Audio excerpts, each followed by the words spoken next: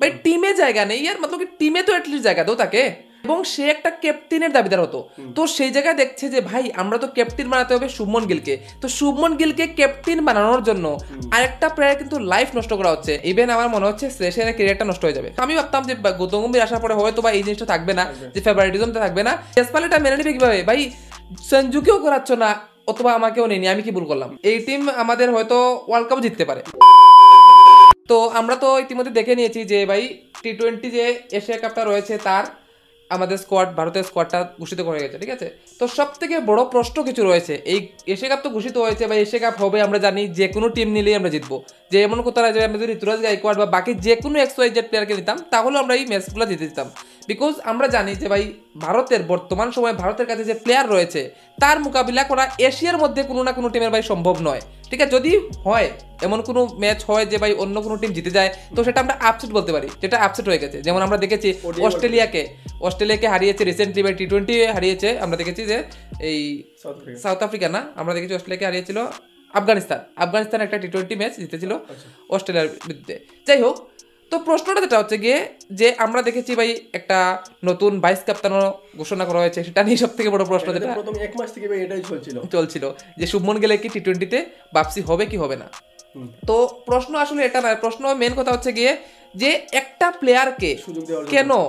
সুযোগ দেওয়ার জন্য পুরো টিমটাকে চেঞ্জ করা হচ্ছে। আমরা যদি দেখি যে শুভমন গিলের জন্য এত কি ফেভারিটিজম, হ্যাঁ তুমি বলতে পারো যে ভাই শুভমন গিল কি খুব আউট মানে ভালো খেলেনি, আমি বলবো ভালো খেলেছে, সবকিছু ডিসেন্ট প্লেয়ার, আমরা জানি নো ডাউট, টেস্টেও ভালো করেছে রিসেন্টলি, ঠিক আছে। তো সেই বেসিসে কি তাকে 3 ফরম্যাট ক্যাপ্টেন বানানোর জন্য যেটা চক্রান্ত যেটাকে বলা হয় সেটা কিন্তু চলছে, এবং কিছু প্লেয়ারের হয়তো বা ভাই একদম পুরো পার্মানেন্টলি সবকিছু কাট হয়ে যেতে হবে। হ্যাঁ, বিশেষ করে ভাই শ্রেয়াস আয়ার একদম এক মাস থেকে ভাই সবাই বলছিল শ্রেয়াস আয়ার থাকবে। তাছাড়া ভাই আমরা দেখেছিলাম যে গত এক বছর আগেও যখন ভাই আমাদের টি-20 ব্যাকআপ হয়েছিল জয়সওয়াল ছিল, কিন্তু ভাই সাডেনলি জয়সওয়ালকে ড্রপ করা হয়ে গেছে কোনো রিজন ছাড়াই, কিন্তু জয়সওয়াল একদম টি-20 জন্য পারফেক্ট প্লেয়ার। কিন্তু এই জায়গাতে আমি বলতে পারবো যে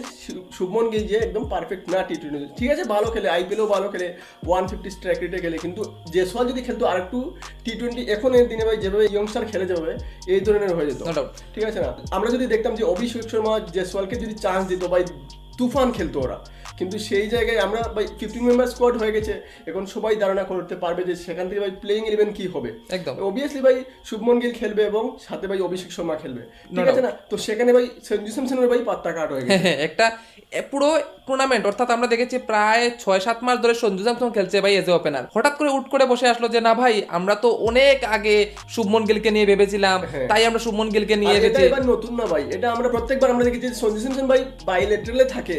তোমরা টি-20 ওয়ার্ল্ড কাপে সেম হয়েছে ভাই, স্কোয়াডের মধ্যে ছিল কিন্তু সাডেনলি ভাই ওকে ঠিক আছে স্কোয়াডে থাকে কিন্তু সাইডলাইন করে দেওয়া হয়। এবারও সেম করা হয়েছে এশিয়া কাপে ভাই, সবাই ভাবছিল যে ও তো থাকবেই, ওর জায়গায় কোনো নড়চড় হবে না, হয়তো ভাই শ্রেয়াস আয়ার আসতে পারে 3 নম্বরে, হয়তো তিলক বর্মা যেতে পারে, যদিও আমি চাই না যে তিলক বর্মাকে বের করে দেওয়া হোক, কিন্তু ঠিক আছে ভাই তিলক বর্মা থাকবে, কিন্তু সবাই ভাই এক্সপেক্ট করেছিল যে শ্রেয়াস আয়ার হয়তো থাকবে। কিন্তু শুভমন গিলের খেলাটা আমার মনে হয় আমি অতটা ভাই এক্সপেক্ট করিনি। আমি চেয়েছিলাম যে ও ওডিএ ঠিক আছে থাক, টেস্টে আছে ঠিক আছে থাক, কিন্তু টি-20তে আমি চেয়েছিলাম যে আমাদের যে প্লেয়ারগুলো খেলছিল অভিষেক শর্মা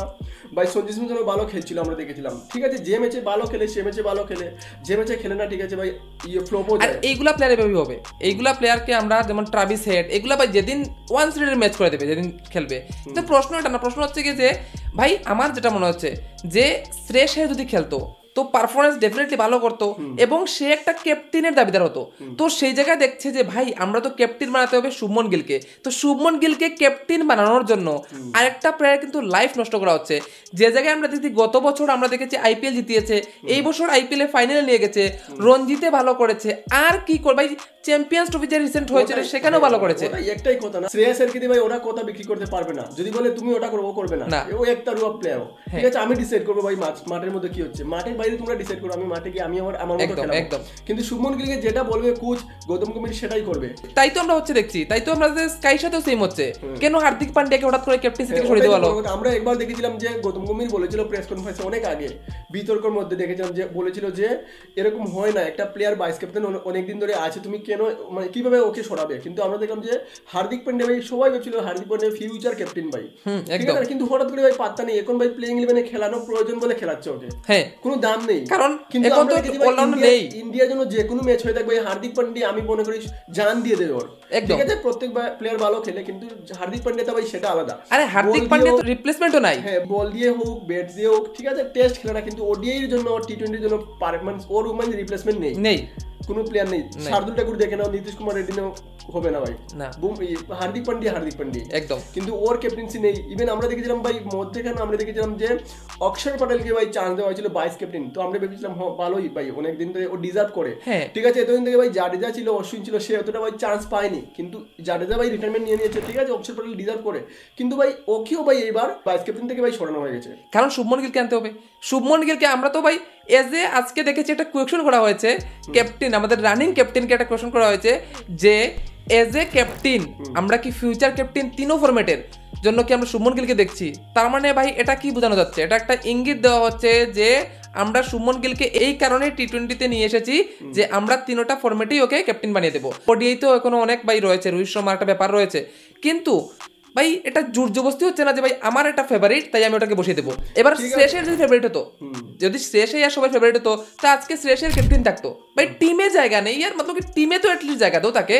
ঠিক আছে। শুভমন গিল ওটাই পার্থক্য যে শুভমন গিল ওপেনিং করবে, শ্রেয়াসের 3 নম্বরে খেলবে, যদি 3 নম্বরে ওকে চান্স দেওয়া হতো তাহলে হয়তো তিলক বর্মাকে ড্রপ করা হতো, ঠিক আছে, আমরা চাই না, কিন্তু ভাই ঠিক আছে শ্রেয়াসেরকে ভাই সিলেক্ট করুন, ঠিক আছে করুন, কিন্তু শুভমন গিলকে মধ্যে থেকে ভাই দিয়ে পুরো টিমের বিশৃঙ্খলা হয়ে গেছে একদম, জেসওয়ালের মতো একটা প্লেয়ারের ভাই মনে হয় না আর চান্স পাবে করে, কারণ এই যে স্কোয়াডটা ঘোষিত করা হয়েছে এটা শুধু এশিয়া কাপের জন্য নয়, এটা ফিউচার ভাই আমাদের যে টি20 ওয়ার্ল্ড কাপ আসে 26-এ এটার উপর ভাই বেস করে ভাই ফিউচার প্ল্যান টি20 স্কোয়াড এটা ভাই ফিউচার প্ল্যান থাকবে, তো জেসওয়াল মনে হয় না থাকবে করে। তাছাড়া আমরা দেখি যে সঞ্জু স্যামসন ভাই ভালো খেলেছে, কিন্তু ভাই স্কোয়াডে ঘোষিত করা হলেও ভাই প্লেইং 11-এ থাকবে না, কারণ ভাই জিতের সময় ভাই আরসিবির জন্য ভালো খেলা, ইভেন ক্যাপ্টেন্সি ঠিক আছে ও ডিজার্ভ করে ভাই ভালো খেলে, ফিনিশিং ভালো খেলে, সবকিছু ঠিক আছে, কিপিংও ভালো করে, তাকে নিয়ে নেওয়া হয়েছে, কিন্তু তার মানে কি সঞ্জু স্যামসন ভাই পাত্তাঘাট সাইডলাইন হয়ে গেছে, ঠিক আছে, এটাই সবথেকে বড় ব্যাপার হচ্ছে গিয়ে যে মন মর্জি চলছে, তুমি ভালো খেলো নো ডাউট, তোমার ভাই আমরা পরবা করি না, কিন্তু যে প্লেয়ারগুলো আমাদের ভালো লাগে,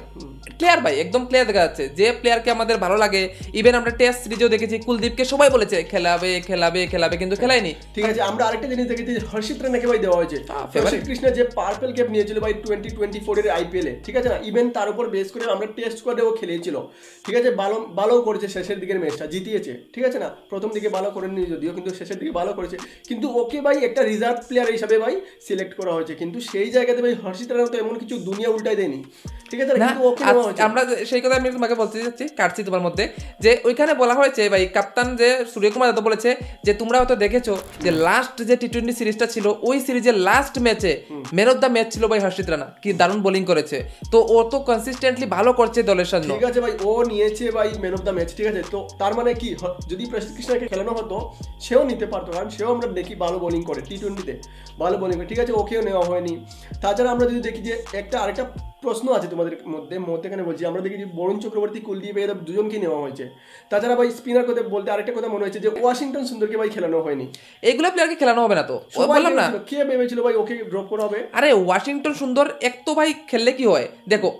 ভাই পাওয়ার প্লেতে বোলিং করতে পারে, দ্বিতীয়ত যখন খুশি তাকে ব্যাটিং করাতে পারবে, তুমি ও টপ অর্ডার থেকে একদম লাইক ভাই অক্ষর পাটলের মতো। আমরা এবার দেখেছিলাম, এবার বলে তো আমি গৌতম আইপিএলে দেখেছি যে ভাই গুজরাটের হয়ে ভাই যে ম্যাচটা মোটামুটি হেরে যাচ্ছিল সেই ম্যাচের মধ্যে ভাই ওয়াশিংটন সুন্দরকে ভাই প্রমোট করা হয়েছিল, ভাই ব্যাটিং এসে ভাই কি ব্যাটিংটা করলো, ইভেন ভাই বোলিং ভাই পাওয়ার প্লেতে বোলিং করে দেয়, আরে ইয়ার টেস্টে রিসেন্টলি টেস্টে দেখতে পেয়েছি আমরা, সেই জায়গাতে যদি ওয়াশিংটন সুন্দরকে খেলানো হতো তাহলে ভাই কুলদীপ এদের আরেকটা স্পিনার নেওয়া হতো, মানে স্পিনারকে না খেলালে হতো, সেই ভাই আমরা একজনের কাছ থেকে ব্যাটিং বোলিং দুটোই পেয়ে যেতাম, ঠিক আছে না, কিন্তু এই জায়গাতে কুলদীপ ইয়াদবকে খেলানো হবে সির্ফ একমাত্র বোলিং এর জন্য, ঠিক আছে না, কিন্তু হয়তো কুলদীপকেও না খেলানো হতে পারে, এটাও হতে পারে, কারণ আমরা যদি প্লেইং 11টা দেখি তাহলে প্লেইং 11 ভাই সবাই বুঝতে পারছে, ঠিক আছে না, আগে তো ভাই কয়েকদিন আগে এক সপ্তাহ আগে পর্যন্ত ভাই অনেক কিছু ভাই ছিল মাথার মধ্যে কি ওকে খেলানো হচ্ছে ওকে খেলানো হবে না, কিন্তু এখন তো ক্লিয়ার একদম যে কোনো কেউ প্লেইং 11 বানাতে পারবে যদি ভাই ওরা ফেভারিটিজম না করে, ঠিক আছে কথা, কারণ ভাই দেখো শুভমন গিল থাকবে, অভিষেক শর্মা থাকবে, ঠিক আছে না, সঞ্জু স্যামসনের পাত্তা কাট, ঠিক আছে, প্রথম দিকে ভাই চয়ন করবে না ওকে, ঠিক আছে, 3 নম্বরে কে থাকবে তিলক বর্মা, 4 নম্বরে সূর্যকুমার যাদব, ঠিক আছে না, 5 নম্বরে থাকবে শিবম দুবে, তবে শিবম দুবে হতে পারে অথবা সুইংও হতে পারে, যে খুব ভালো খেললে উপর হয়তো হার্দিক পান্ডেকে প্রমোট করাতে পারে, তো ওইগুলা সিচুয়েশন।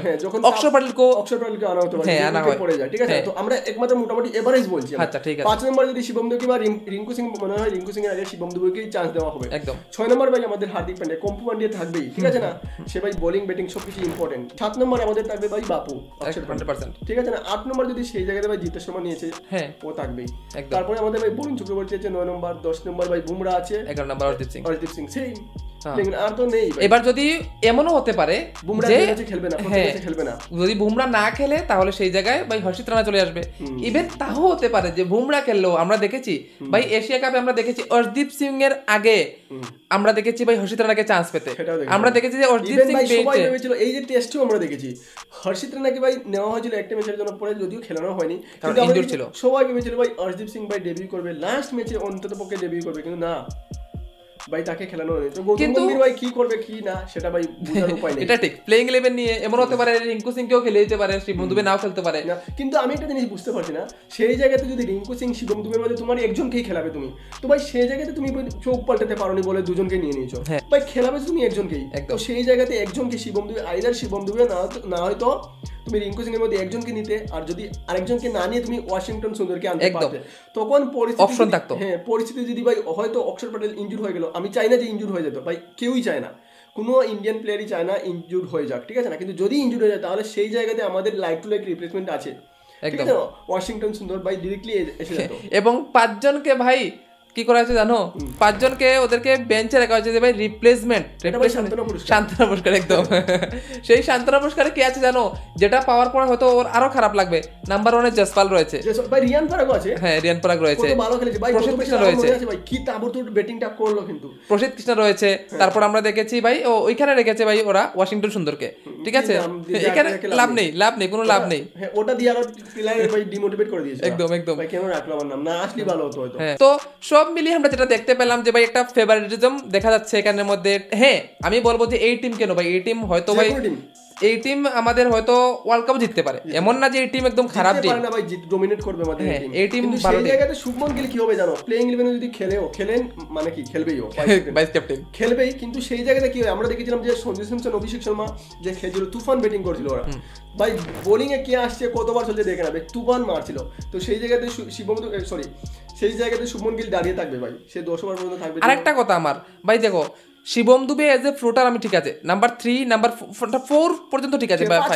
কিন্তু এমনও তো হতে পারে শিবম দুকে 6 নাম্বার 7 নাম্বার খেলাতে পারে, কারণ হার্দিক পান্ডিয়াকে যদি প্রমোট করা হয়, কারণ আমরা দেখেছি ইভেন হার্দিক পান্ডিয়া ছেড়ে দিলাম, অক্ষর প্যাটেলকে প্রায় সময় প্রমোট করা হয়, তো অক্ষর প্যাটেল প্রমোট করলে কে ভাই শিবম দুবে কোথায় যাবে, তো শিবম দুবে তো আমরা এজ এ ফিনিশার দেখিনি কোনো সময়, রিঙ্কু সিংকে খেলালে ভালো হতো আমারও মনে হয় যেটা, ঠিক আছে। তো সব মিলিয়ে এই হচ্ছে কি আমাদের এশিয়া কাপের স্কোয়াড, এবং এশিয়া কাপের স্কোয়াডে আমরা যে জিনিসটা দেখতে পেয়েছি ভাই, ক্লিয়ারলি দেখতে পেয়েছি এখানে একটা ফেভারিটিজম রয়েছে। হ্যাঁ বলতে পারো শুভমন গিল কি ভালো প্লেয়ার না, অবভিয়াসলি ভালো প্লেয়ার ভাই, কিন্তু আমরা দেখি কি আমাদের অনেক দিন ধরে বলা হচ্ছিল যে টি20 ম্যাটার করে ভাই স্ট্রাইক রেট, কে তো সেই জায়গায় করেছে ওইটার উপর দিয়ে ভাই কেএল রাহুলকে ভাই সাইডলাইন করে দেওয়া হয়েছে। হ্যাঁ অনেকেই বলছিল ভাই প্রথম থেকে আমাদের ভিডিওতে বলেছিল যে কেএল রাহুলকে চান্স দেওয়া দরকার, কিন্তু ভাই কেএল রাহুলকে চান্স কি করে দেবে, কারণ সেই জন্যই খেলানো হয়নি যে স্ট্রাইক রেট প্লাস আমাদের ইয়ং প্লেয়ারগুলোকে আগে চান্স দেওয়া, ঠিক আছে না। তুমি দেখে নাও কোনো টিমই, এটা শুধু আমাদের টিম না, যে কোনো টিম তুমি দেখতে পারো, যেমন ওই পাকিস্তানের টিম ভাই বাবর আজমকে রিজওয়ানকে বাদ দিয়ে দিয়েছে, আমাদের টিম যদি ভাই বিরাট কোহলি এবং রোহিত শর্মা যদি থাকতো এখনো ওদেরকে খেলানো হতো, কিন্তু ওরা আগে থেকে ভাই রিটায়ারমেন্ট নিয়ে নিচ্ছে, কিন্তু বাবর আজম ভাই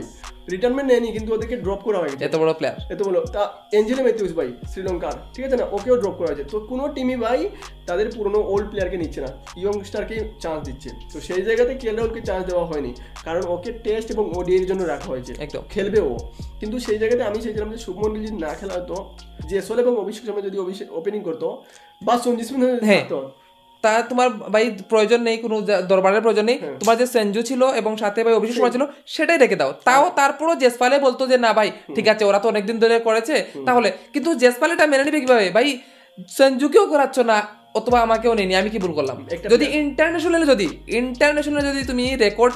সামনে রাখো ভাই, শুভমন গিলের স্ট্রাইক রেট 130, এই জায়গাতে 170 স্ট্রাইক রেট হচ্ছে ভাই জেসপালের, রানের স্ট্রাইক রেট প্লাস এভারেজও 36 হচ্ছে গিয়ে ভাই জেসপালের, 30 হচ্ছে গিয়ে শুভমন গিলের, তো তুমি যদি সামনে রেকর্ডটাও সামনে আনো তারপরও ভাই জসপাল না এগিয়ে আমার মতে ভাই সব প্লেয়ারকে চান্স দেওয়া দরকার, একটা ফরম্যাটে চান্স। যেমন ঋতুরাজ গায়কোয়াড় ভাই একটা প্লেয়ার, ও ভাই শেষ হয়ে গেছে, খেলবে শেষ হয়ে গেছে। ঈশান কিষান ঠিক আছে বাদই দিয়ে দিলাম ওদেরকে, শেষ। তো সব প্লেয়ারকে যদি প্রত্যেকটা প্লেয়ারকে যদি প্রত্যেক ফরম্যাট খেলানো হয় তাহলে বাকি ইভেন খেলতে পারবে। হ্যাঁ ইভেন আমার মনে হচ্ছে শ্লেষের ক্যারিয়ারটা নষ্ট হয়ে যাবে, কারণ ভাই অবভিয়াসলি ডিমোটিভেট হবে। আর কত ও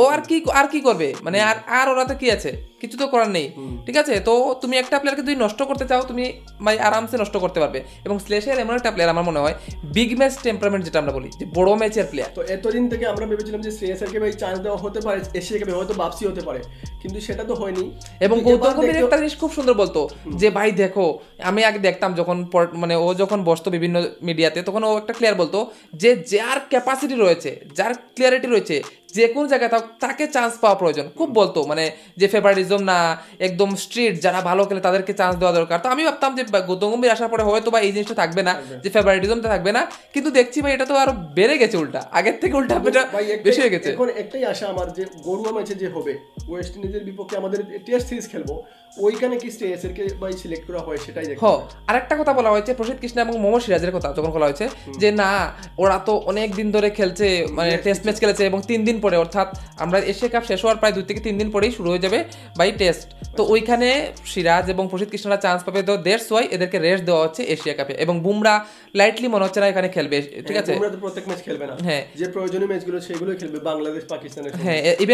ইভেন টেস্ট সিরিজও খেলবে না। হ্যাঁ পাকিস্তানের সঙ্গে খেলবে কিনা খেলবে এটা তো পরের কথা, অন্য একটা ডিবেট, ওটা নিয়ে আমরা অন্য একদিন কথা বলবো, ঠিক আছে। ঠিক আছে। তো এই হচ্ছে গিয়ে ভাই এশিয়া কাপের টোটাল ব্যাপারটা আমরা তোমাদের সামনে তুলে ধরলাম। যদি তোমাদের বাকি কোনো প্লেয়ারকে ভাই সুযোগ দেওয়া হয়নি, তোমাদের মনে খারাপ লেগেছে বা এমনও মনে হতে পারে যে এই প্লেয়ারকে চান্স দেওয়া দরকার, যেমন সাই সুদর্শন আছে, ঠিক আছে, সাই সুদর্শনকে দেওয়া হয়নি, কিন্তু সাই সুদর্শনের জন্য কেউ বলছে না, কারণ ওপেনিং এ এমনিই ভাই এত মারামারি চলছে। হ্যাঁ কেএল রাহুলের মতো এত বড় লিজেন্ড প্লেয়ার ভাই জায়গা নেই, ঠিক আছে। সেঞ্চুরি মানে যারা